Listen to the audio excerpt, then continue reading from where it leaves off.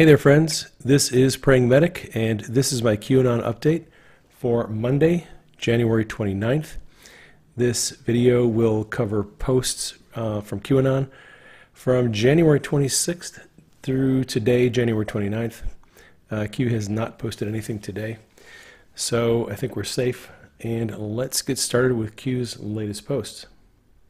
I'm trying to put together a theme for each of these videos, and in this particular video, I think the theme that we're going to look at is the question of whether Donald Trump and his support group is an existential threat to a corrupt political system. One of the very first posts that Q put up is a link to a video, and we're going to listen to that. Our movement is about replacing a failed and corrupt political establishment with a new government controlled by you, the American people. The Washington establishment and the financial and media corporations that fund it exist for only one reason: to protect and enrich itself. The establishment has trillions of dollars at stake in this election. For those who control the levers of power in Washington and for the global special interest, they partner with these people that don't have your good in mind. Our campaign represents a true existential threat like they haven't seen before. This is not simply another four-year election. This is a crossroads in the history of our civilization that will determine whether or not we, the people, reclaim control over our government. The political establishment that is trying to stop us is the same group responsible for our disastrous trade deals, massive illegal immigration, and economic and foreign policies that have bled our country dry. The political establishment has brought about the destruction of our factories and our jobs as they flee to Mexico, China, and other countries all around the world. It's a global power structure that is responsible for the economic decisions that have robbed our working class, stripped our country of its wealth, and put that money into the pockets of a handful of large corporations and political entities. This is a struggle for the survival of our nation, and this will be our last chance to save it. This election will determine whether we're a free nation or whether we have only the illusion of democracy, but are in fact controlled by a small handful of global special interests rigging the system, and our system is rigged. This is reality. You know it, they know it, I know it, and pretty much the whole world knows it. The Clinton machine is at the center of this power structure. We've seen this firsthand in the WikiLeaks documents, in which Hillary Clinton meets in secret with international banks to plot the destruction of U.S. sovereignty in order to enrich these global financial powers, her special interest friends, and her donors. Honestly, she should be locked up. The most powerful weapon deployed by the Clintons is the corporate media, the press. Let's be clear on one thing. The corporate media in our country is no longer involved in journalism. They're a political special interest, no different than any lobbyist or other financial entity with a total political agenda, and the agenda is not for you, it's for themselves. Anyone who challenges their control is deemed a sexist, a racist, a xenophobe. They will lie, and then again, they will do worse than that. They will do whatever is necessary. The Clintons are criminals, remember that. This is well documented, and the establishment that protects them has engaged in a massive cover-up of widespread criminal activity at the State Department and the Clinton Foundation in order to keep the Clintons in power. They knew they would throw every lie they could at me and my family and my loved ones. They knew they would stop at nothing to try to stop me. Nevertheless, I take all of these slings and arrows gladly for you. I take them for our movement, so that we can have our country back. I knew this day would arrive. It's only a question of when. And I knew the American people would rise above it and vote for the future they deserve. The only thing that can stop this corrupt machine is you. The only force strong enough to save our country is us. The only people brave enough to vote out this corrupt establishment is you, the American people. Our great civilization has come upon a moment of reckoning. I didn't need to do this, folks, believe me. I built a great company, and I had a wonderful life. I could have enjoyed the fruits and benefit of years of successful business deals and businesses for myself and my family, instead of going through this absolute horror show of lies, deceptions, malicious attacks. Who would have thought? I'm doing it because this country has given me so much, and I feel so strongly that it's my turn to give back to the country that I love. I'm doing this for the people and for the movement, and we will take back this country for you, and we will make America great again.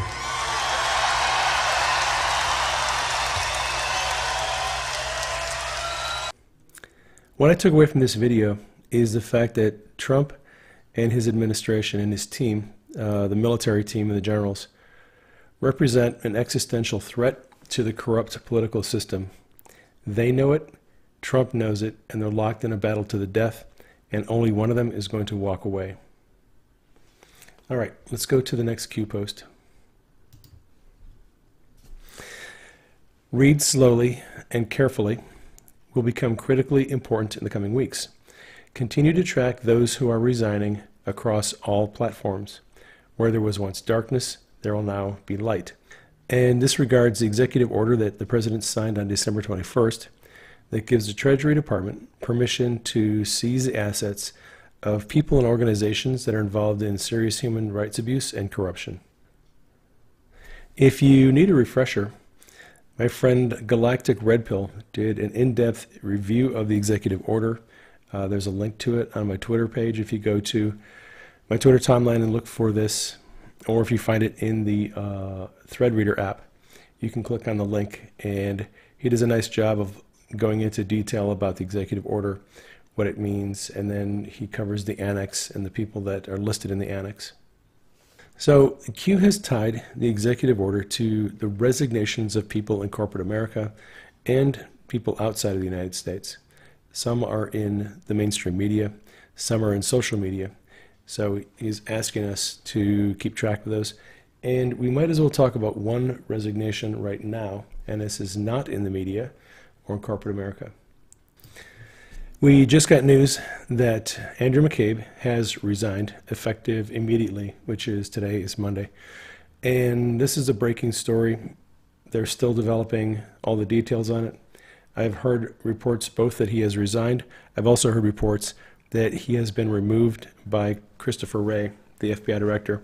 Interesting thing is, Christopher Wray did see the memo that was created by the House Intelligence Committee yesterday.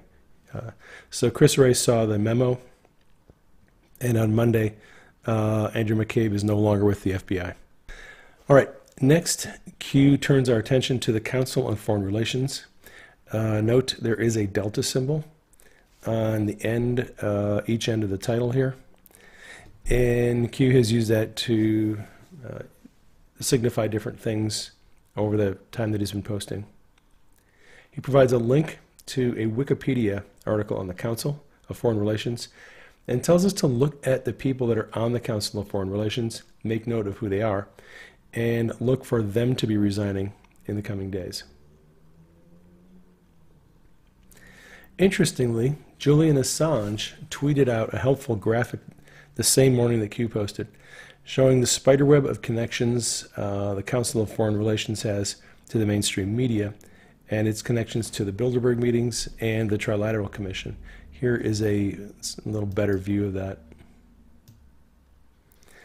And there is a link, again, on my Twitter timeline if you want to go and look at this, or you can go to Julian Assange's Twitter account. He tweeted it out. It shows this spider web of this network of all the different media outlets and the puppet masters, who is holding their strings.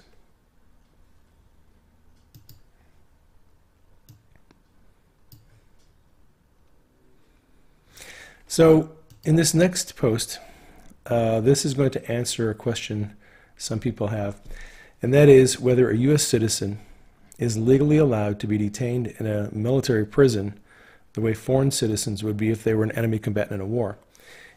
Q provides an answer, and there's a link here to a PDF, which is an opinion that is provided by the Department of Justice Office of Legal Counsel. And there's a link if you're interested in seeing the entire article. What I can show you that I think is very interesting is this excerpt. I'll just read it for you. In order to understand the scope of Section 4001A, we first set out to the proper context established by the President's authority to detain enemy combatants during war. That authority arises out of President's constitutional status as Commander-in-Chief. Under the Commander-in-Chief clause, the President is authorized to detain all enemy combatants, including U.S. citizens. Finally, we note that Congress has specifically authorized the President to use force against enemy combatants in response to the terrorist attack of September 11th. So the one thing that I would like further clarification on, and I may go and read this in more detail, it is a legal document, so it's a little bit difficult, but this mentions the President's ability to detain combatants during war. We are not at war right now. The President has issued several states of emergency, so I don't know what that does as far as answering the question of whether the President can detain U.S. citizens during non-wartime. All right, the next string of posts and responses involve Sean Hannity, and let me click on this. This is one of the Anons noticed that Sean Hannity's Twitter page was taken down. Someone said, is he shadow banned? Someone else said, no, he's not shadow banned. His page is just down. His Twitter page was taken down for several hours that night, and we're going to look into that a little bit more. One of the Anons commented, Jack ain't in cuffs yet, and he's still trying to control the narrative. Too bad he was taking money and profiting from people tied to the executive order. Goodbye, Jack. So Q is not necessarily confirming this. You'll see what I mean in the next post. Let me show you that. So Q responds to the Anon. This came from outside of Twitter. That is the takedown of Hannity's Twitter account. So one of the Anons noticed that there was an odd tweet from Hannity, and it was just the text, form submission 1649. People were sort of wondering, what is form submission 1649 all about? Q did reply to that saying submission complete. So this kind of led them on a rabbit trail to figure out what that meant, and I'm going to show you some responses. Here is one response. Has Jack completely submitted? Is he being blackmailed? Here's another response. Let me click on it. Twitter submitted to the good guys. Here is another response. Someone noted that Sarah Carter's account was hijacked that night, although Twitter helped her get it back pretty quickly. She posted on her Twitter feed when she got back in. So we're getting closer. All right, so this person noted that the tweet went out twice, it was deleted, and then it went out a third time, and that one stayed there, and then his account went dark. Someone thought this was the explanation. Apparently, they looked into the source code on Hannity's website, on his contact form, and they found that there is indeed the number 1649 right here in the source code. So people are just, these Anons, when they get on a puzzle, they go in every direction trying to solve it. Here's another one.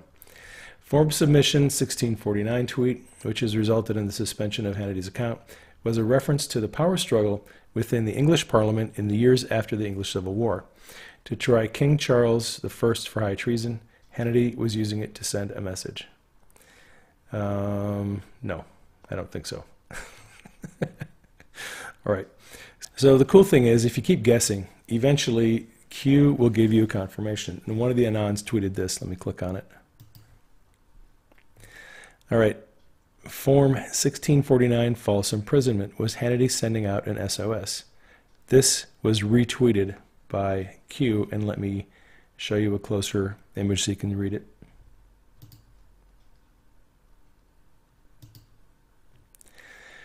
So here we have 1649, and we have false imprisonment. So Q says this. Let me click on this. Select news members and journalists are vital to delivering the message, as are you. Imagine if these people were removed. It would be total control by the mainstream media. So they, meaning reporters like Hannity, represent a clear and present danger to the enemy. Reread past crumbs regarding security. Where is John Solomon? How do we truly protect those who are important to us? Now here Q puts in brackets 19 immediates, brackets no longer with us, self-suicide if actioned, real life, Q. So let's look into that a little more. So one of the Anons took that and ran with it and responded, is brackets 19 a marker for the FBI? FBI immediates are no longer with us, i.e. fired, or self-suicide if actioned because we hear all, we know all, and they plan to take cyanide tablets if arrested. Could the above be the correct decoding? And Q responds to that. 19 would cease to exist immediately upon the harm of select individuals. Think nuclear standoff. Clarified? So this is getting a little uncomfortable, but I'm not going to dodge the tough questions. I believe what Q is suggesting here is that the generals and the military that are running this operation with the president, they have people that they are protecting, that they're using to get their message out. And if the deep state has any intention of harming those people, there will be a retaliation of harm to people on the other side. Nuclear standoff, mutually assured destruction. You do something to us, we're going to do something to you. All right, so I wanted to follow up on part of what Q said in the previous post. He said, go back over the breadcrumbs that he's given us. We already have more information than we know, and I wanted to know more about this situation with John Solomon. So I did a little digging, and this is what Q posted. They represent a clear and present danger to the enemy. Reread past crumbs regarding security. Where is John Solomon? How do we truly protect those who are important to us? Went back to, let's see, this one was from December 6th. Let me click on it. And in this post, someone says JS equals John Solomon. And Q replies, why are Sarah Carter and John Solomon getting all the real scoops? Expand your thinking. Why are they now under protection? All right, so I believe what Q is saying here is the reason Sarah Carter and John Solomon, they're getting all the scoops about the takedown of the corrupt political system, everything from the Uranium One story, the Clinton Foundation, the politicization and the weaponization of the Department of Justice and FBI, all of that is going to Sarah Carter and John Solomon because they are the two reporters that the generals in the military and Trump's people have picked out. They are going to be fed the information straight from the top, and they are going to be protected by that group of people. I believe what Q is saying is these people are actually seriously, their lives are being threatened, and we are going to protect them because they have to get this message out. So if you're interested in learning more, this is an article on the Gateway Pundit, and it is about how the Washington Post and others have tried to silence John Solomon after some of his articles. Here is the link to that article. Like I said, this is on the Gateway Pundit. You can check that out. Also, you may be interested in looking at this article.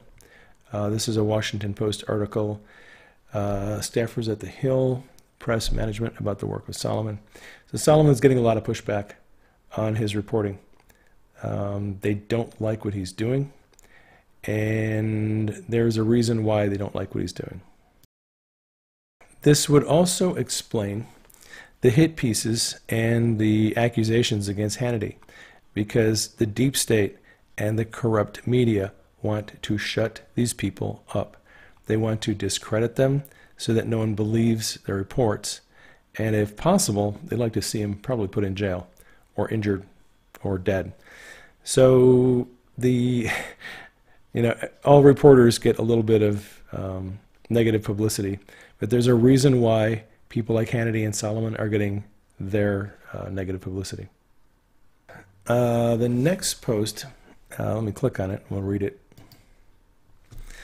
Note the last drops on the other board. Think logically. Refer to past crumbs. You have more than you know.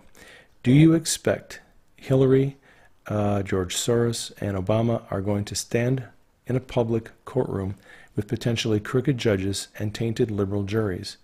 How do you defuse a bomb?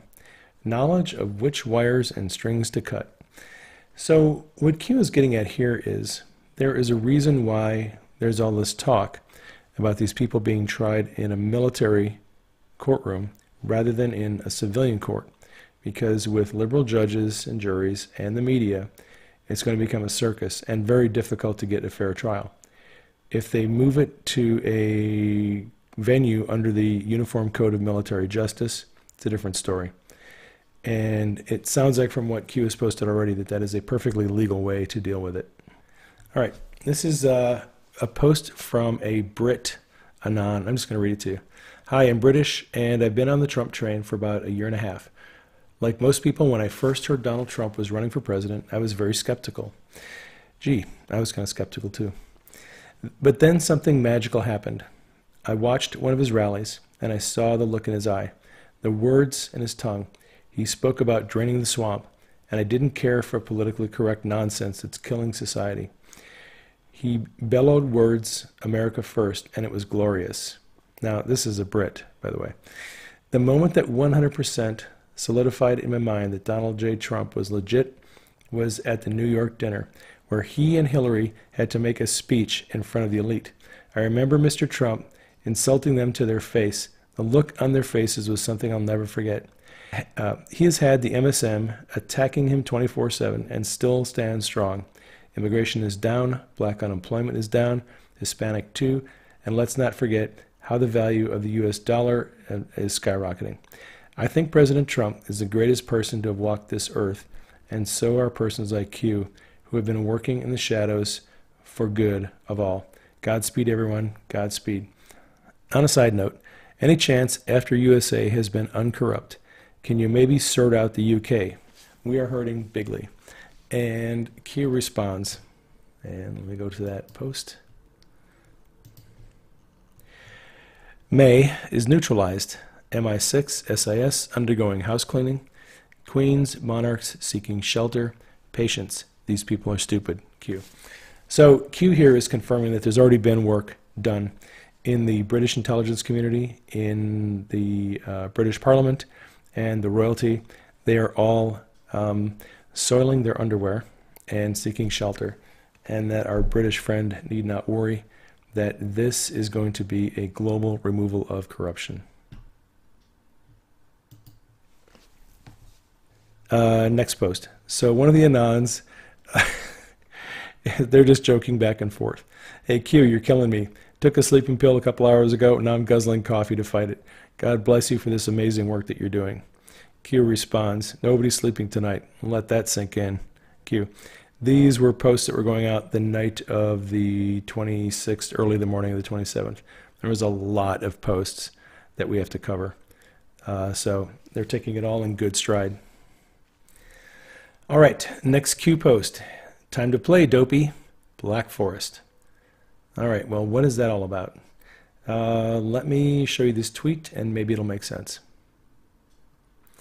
This was tweeted out by President Trump. It looks like a couple of years ago. Dopey Prince Al-Walid Talal wants to control our U.S. politicians with daddy's money. Can't do it when I get elected. Trump 2016. So this is about Prince Al-Walid, who was just released. And Q notes that, hey, time for the dopey prince to get out of prison and do what he can.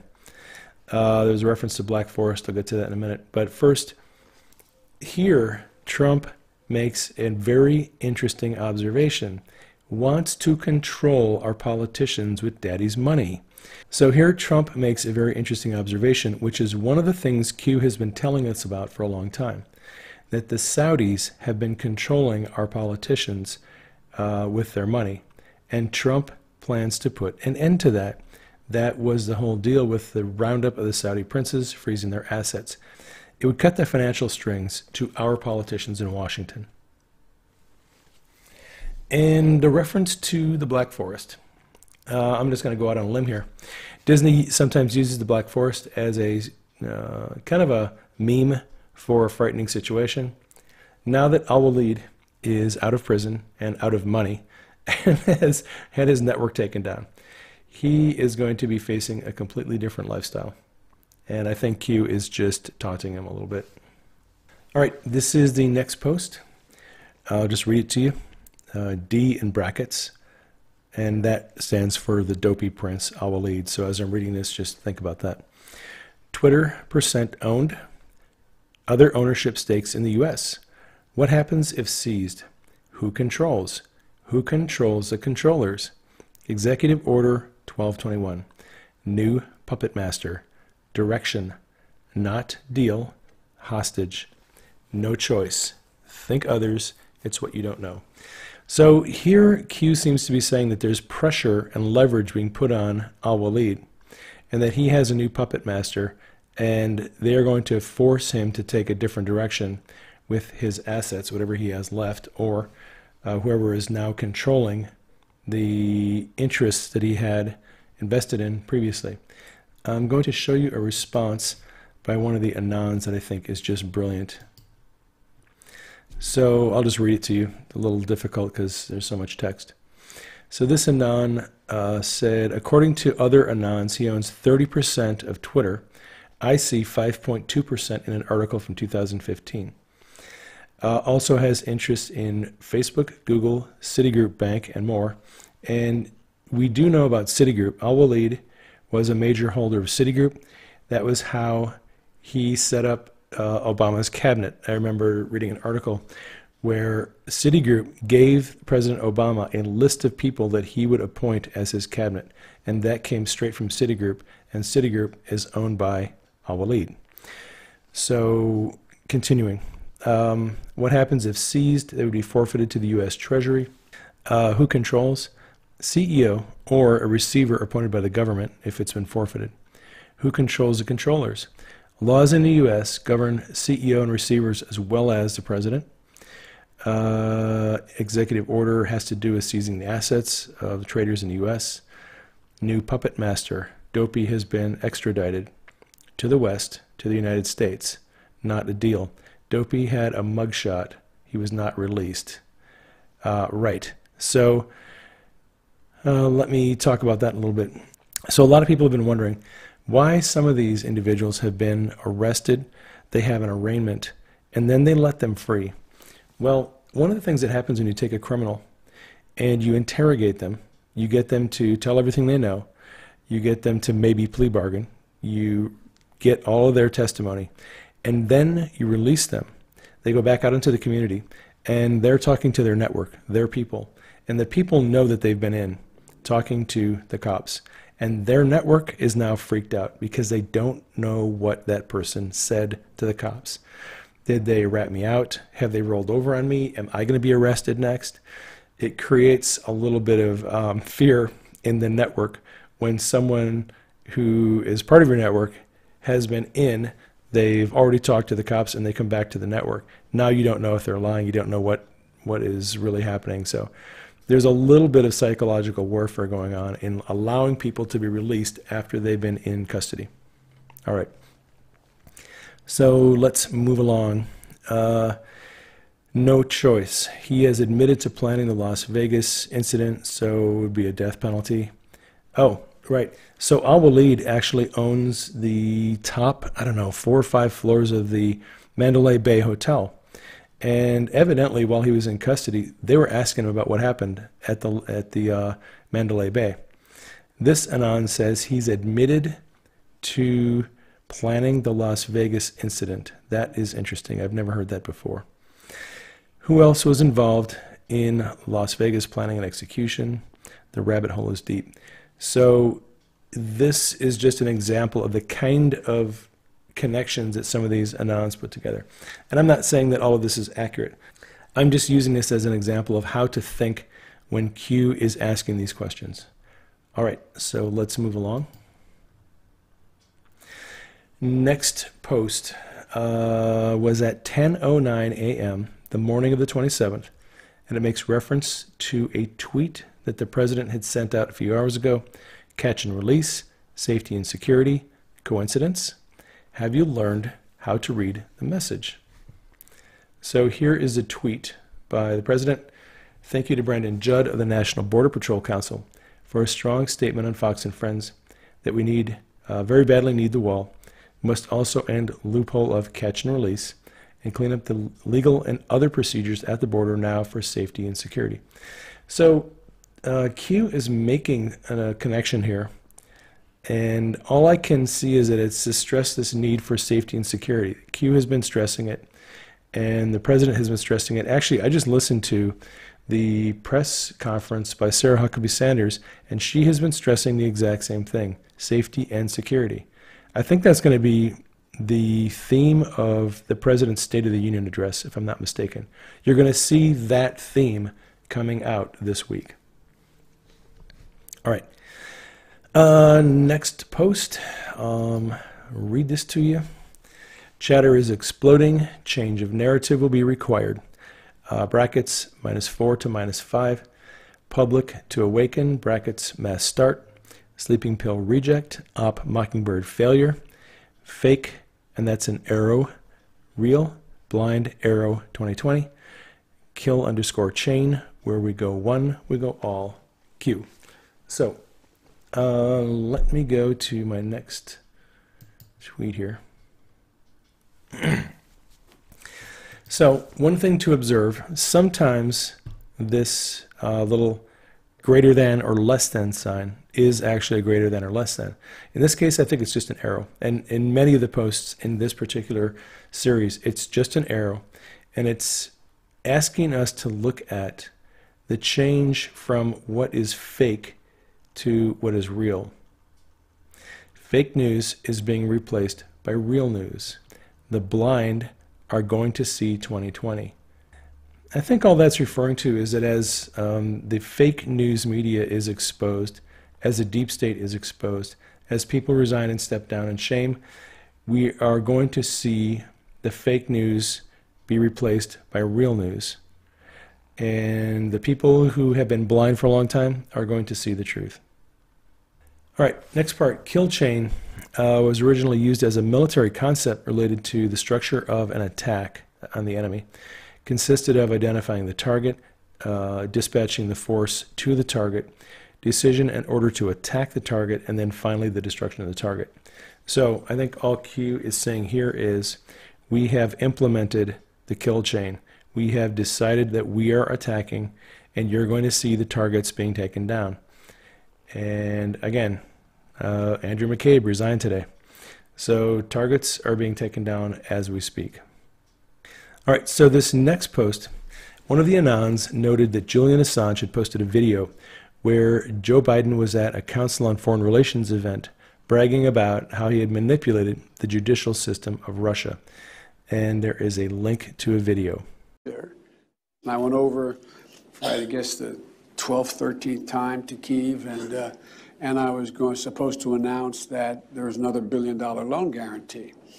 And I had gotten a commitment from Poroshenko and from Yatsenyuk that they would take action against the state prosecutor, and they didn't. So they said they were walking out to press conference. I said, no, I said, I'm not going to, or we're not going to give you the $1 billion. They said, you have no authority. You're not the president. The president said. I said, call him. I said, I'm telling you, you're not getting the $1 billion. I said, you're not getting the $1 billion. I'm going to be leaving here. And I think it was, what, 6 hours? I looked, I said, I'm leaving in 6 hours. If the prosecutor's not fired, you're not getting the money. Well, son of a bitch. Got fired. And they put in place someone who was solid. Q reposts this link and replies, "Isn't it odd that Julian Assange would be posting so much today about the Council on Foreign Relations the same day that I'm talking about it? Coincidence?" All right, next post. Going back to Edward Snowden again. So Q posts this at Snowden. "Clock is ticking. How's Russia?"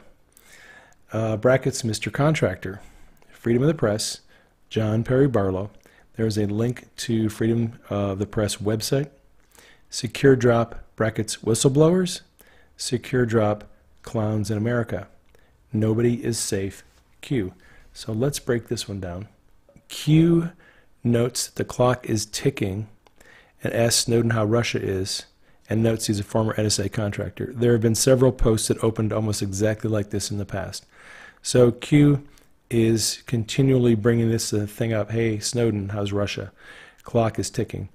Q seems to know that Snowden is going to be removed from Russia fairly soon, I think.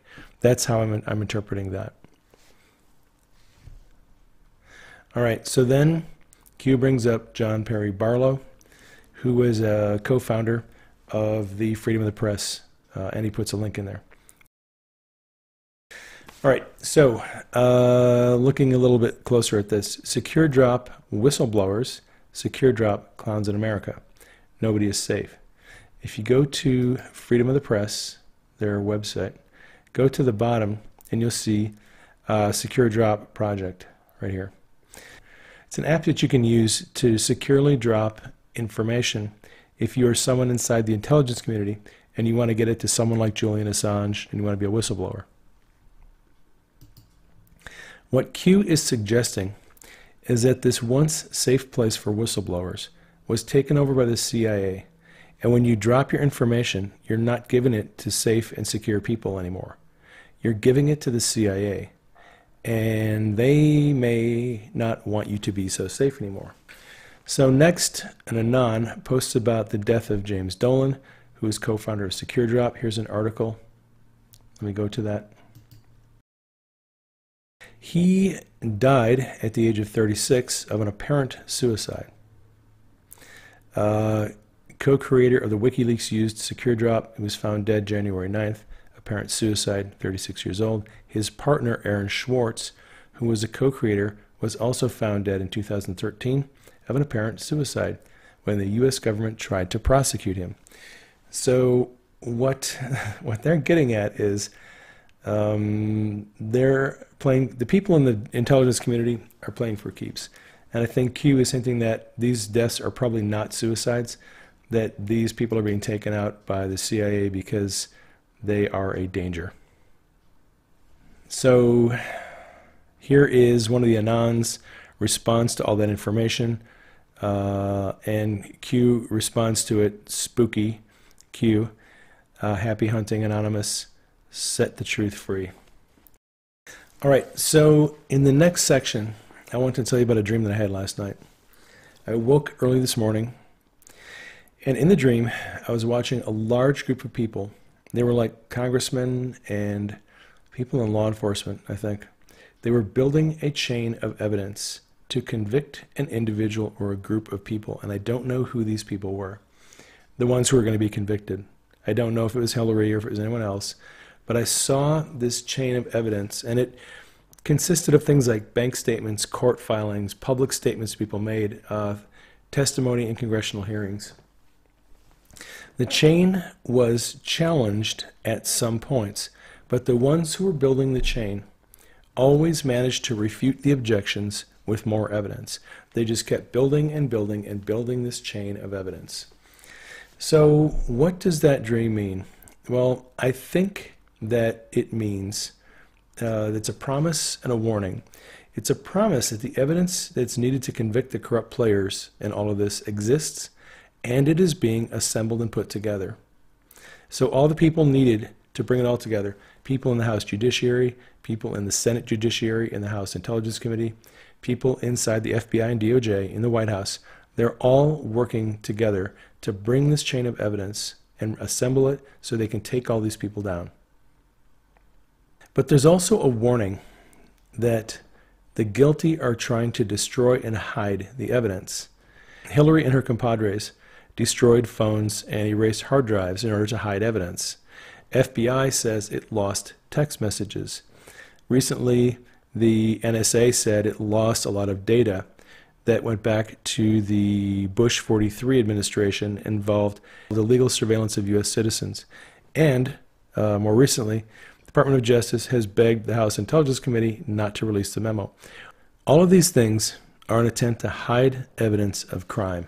And the problem we have is here's an article on the NSA deleted surveillance data. You can search that and find it pretty easily. So we're in a very difficult position because the people who normally store evidence and use it to prosecute criminals are the ones who are guilty of the crimes, and they're responsible for taking care of the evidence of their own guilt. Think about that. So we're accusing people in the FBI, Department of Justice, and the previous White House administration of some pretty serious crimes, and they are the ones who have the evidence. We have to have people in the right place to make sure that evidence is not mishandled or deleted. So if you are a person who prays, and if you're listening to my broadcast, you probably are, here's some direction for prayer. I think we need the chain of evidence to be preserved. We need anyone trying to tamper with the evidence to be exposed. We need the evidence to be brought to light and the guilty to be brought to justice. So one of the Anons made an observation about Snowden and how he made it to Russia through Hong Kong, despite the fact that the intelligence community was trying to apprehend him. There was a worldwide security hold on Snowden, and they were looking for him, but he got through anyway. So let me click on this. And the Anon says, yes, Eric Snowden would not have been able to get out of Hong Kong if the clowns, the CIA, wanted him caught. Spook all along. So Q responds to that. Hong Kong allowed his passport to clear customs with the clowns in America, and Department of Defense putting a national security hold worldwide. How does he clear customs? How does he end up in Russia? Coincidence? Who was the first agency he worked for? Who taught him the game? Who assigned him with foreign ops? Why is this relevant? Future unlocks past. Watch the news. Spiderweb, stop taking the sleeping pill. Q. So let's dig into this a little deeper. So Q says, let's dig into Snowden's past and find out where he came from.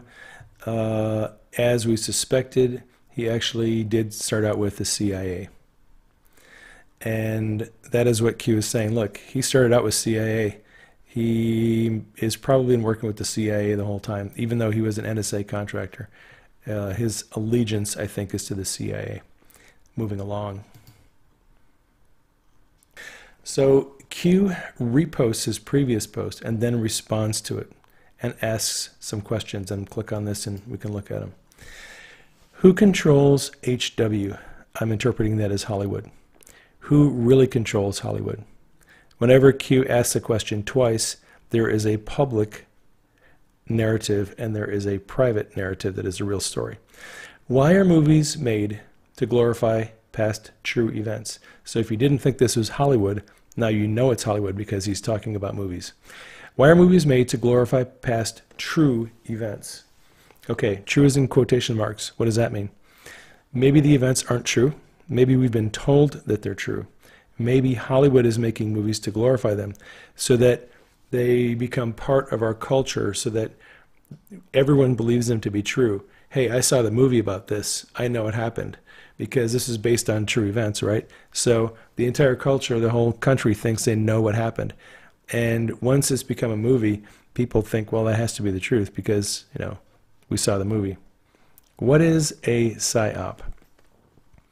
Conspiracy, push, label, awake, spiderweb, you're being controlled, sheep, up is down, left is right, revolution, truth, Trust the mission. Q. All right, let's dig into this a little bit more. So I just threw out some links here to various articles on the connection between the CIA and Hollywood.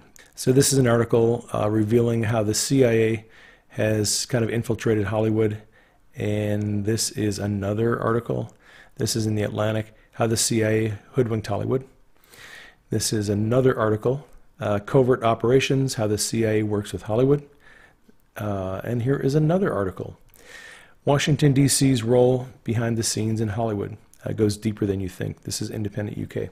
If you want to just hit a search engine and put in CIA and Hollywood, you would be surprised at the articles you'll find that expose how the CIA has been working in Hollywood to create films and entertainment, to spin a narrative, to conceal what they're actually doing.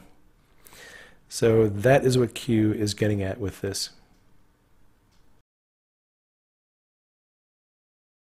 And if you're interested, the CIA has a liaison office for people in the entertainment industry who are interested in learning more about how the CIA can assist them in their next project. Click on the link.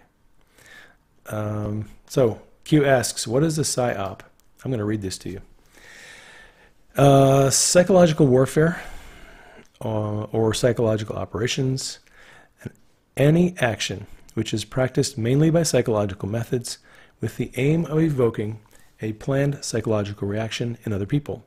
Various techniques are used and are aimed at influencing a target audience's value system, belief system, emotions, motives, reasoning, or behavior. It is used to induce confessions or reinforce attitudes and behaviors favorable to the originator's objectives, and are sometimes combined with black ops or false flag attacks. Target audiences can be governments, organizations, groups, and individuals. It's not just limited to soldiers. Civilians of foreign territories can also be targeted by technology and media. And I would argue we have all been the subject of psychological operations. It goes on all the time. That is what the mainstream media is doing to us. And actually, psychological warfare, PSYOPs, can have a good purpose. Ever since Donald Trump ran for the office of president, we have been under psychological warfare. On the one side, there's two sides that are waging this psychological warfare. There is a side of the corrupt political media establishment. They are using their tactics, their lies, deception, false reporting, to try to get people to believe a false set of ideas and values, and to trigger emotions, and to change their motives, and to mess with their ability to reason. Okay? On the other side, you have the military, you have the generals, and you have the president and his cabinet. They are running a counter operation. They are trying to give us information. And this whole Q operation is a psychological warfare. It is an attempt to wake us up to the deception that we have been believing and following. It is an attempt to get us to think differently, to develop a different belief system, to see these people and these actors differently, and to respond differently than we have in the past. That is what psychological warfare does. All right, so Q has been telling us all along, the corrupt political corporate system has been controlling our minds, our perceptions, our values, our sense of right and wrong, who we can trust, and other internal processes. We've been deceived. It is time to wake up. All right, so next, Q posts an advertisement for the Signal app featuring Edward Snowden, a guy that we have all been told we can trust, but who Q seems to be suggesting is not who we think he is. So we have an image here of a phone. It's a little difficult to see. I have a better image on the next tweet. There is an observation from Anon that Signal is owned by Freedom of the Press Foundation. It's a chat app used by FISA contractors for comms. People in the FBI and DOJ have been using Signal, thinking that because it's encrypted, that it wouldn't be picked up by the NSA. But that is not the case, and we're going to go a little bit deeper into this. So here's a little bit better view of the image. There's a quote there from Friedrich Nietzsche, and we have Edward Snowden on the bottom in this app advertisement for Signal, a mobile communication app recommended by Edward Snowden. Someone you can trust, right? Because he's the guy that exposed what was happening in the NSA. And he's a good guy, and he's a patriot, and he's a hero, right? So we can trust him. And see, that is one of the things that I think Q is getting at, is Snowden is not who we think he is. So, next tweet.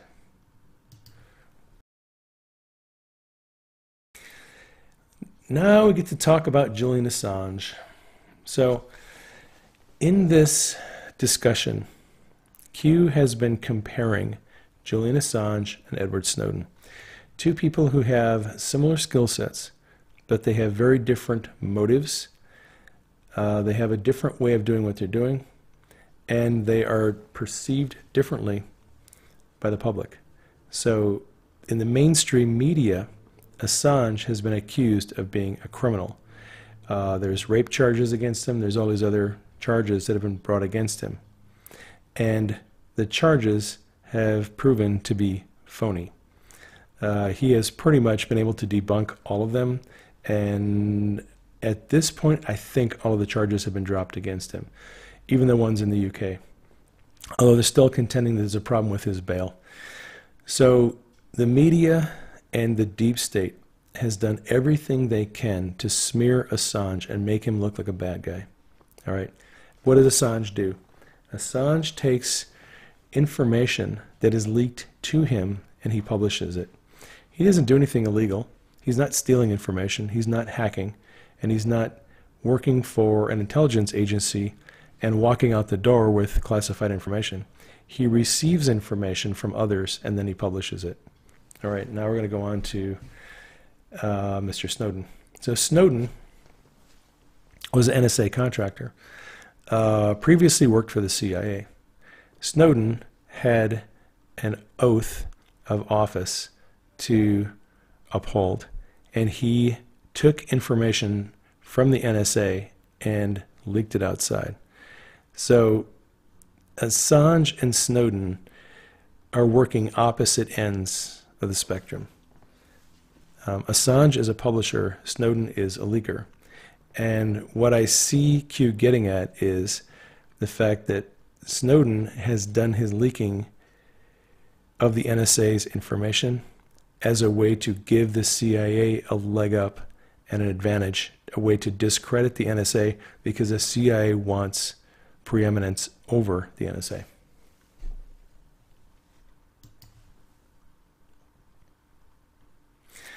All right, so the next post by Q. Somebody posted this image of the heart attack gun. This is in a congressional hearing. Q responds, heart attacks can be deadly. There's a link to the YouTube video if you want to watch that. Yes, there is an actual heart attack gun that fires a dart and it kills you and it looks like you had a heart attack. I am not sure what this relates to, even after there's an explanation. We'll get to that in a minute. All right, so we get this from one of the Anons. Hey, we just got the 1 minute marker at your station's Anons. Q at various times will post a alert to the Anons. Sometimes it's a 20-minute marker, a 15-minute marker, a 10-minute, and a 1 minute, that something is going to be coming out. Very often it's a tweet by the president. So they go and they look for it. And this is a tweet I think he's referencing. On Holocaust Remembrance Day, we mourn and grieve the murder of 6 million innocent Jewish men, women, and children, and the millions of others who perished in the evil Nazi genocide. We pledge with all our might and resolve, never again. So Q then posts this. Mourn, murder, heart attack. Coincidence? Q. I am going to confess I do not see the connection. I don't get it. If you do and you want to put in a comment in the video or in the chat, you go ahead and do that. I do not know what this means. All right, we're going to move on. All right, this is a lengthy post, and click on this. I'm just going to read it. Why would Dems have Maxine Waters conduct the follow-up to the State of the Union? What is Maxine Waters used for? Reread past drops, mouthpiece, controlled, carefully crafted, out there statements with falsified or fake Mueller drops will be made that nobody else would dare say or suggest. She's a pawn. What do they expect is coming? Ooh, that's a good question. What must be said to provide a counter-narrative? What might be said to attempt to discredit factual proofs that are coming? How do you keep people blind? What must you feed them? Every mainstream media news station next week will be saying and pushing the exact same counter-narrative. Fake news. Mueller fake news, Russia, Russia, Russia. Should that all fail, expect a major false flag to force a shift of the narrative. Predictable. We see all, we hear all. Wizards and warlocks, and the war is in brackets. These people are really dumb. So why do the Dems allow Maxine Waters to do a follow-up to the State of the Union? She's not actually doing the official follow-up by the Democrats. That's going to be done by Kennedy. But the question is, why is Maxine going to be doing the rebuttal? Because she will go out and she will tell her audience, Trump is a racist, Trump is a Russian spy, Trump is this, Trump is that. Maxine can get away with saying things, crazy out there statements, because of who she is, because of the culture, because of her history. She can say things no one else can say, and they're going to need some people like Maxine to say some outlandish things this week, because the hammer is coming down. We're already seeing fake news about Mueller. You can go and look at the articles that are already coming out. It's the same thing over and over again. So we are in for an interesting news week. This is an article just saying that Maxine is going to be responding to Trump's State of the Union.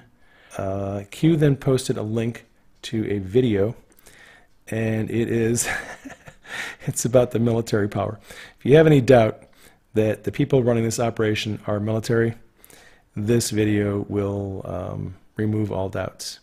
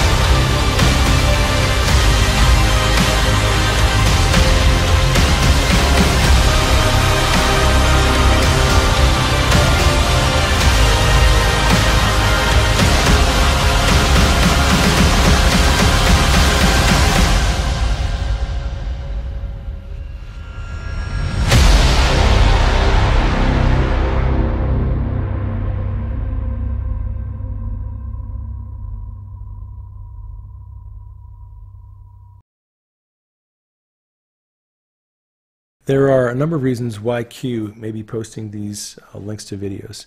First, they do instill a sense of patriotism and trust in the people who are running this operation. But another reason could be that they're trying to see how many people are actually getting this message. So if you count the views on these videos and you know what they started out with, you can then gauge how many people are seeing it, and you can look at the referral links and figure out where people are getting their information from. All right, next Q post. This is a picture of Hillary with Senator Byrd, and Q is suggesting that Hillary's past with the KKK member is coming back to haunt her. There is a link to an article here. Hillary's link to former KKK leader and senator surfaces. There is then this image. I'll click on it.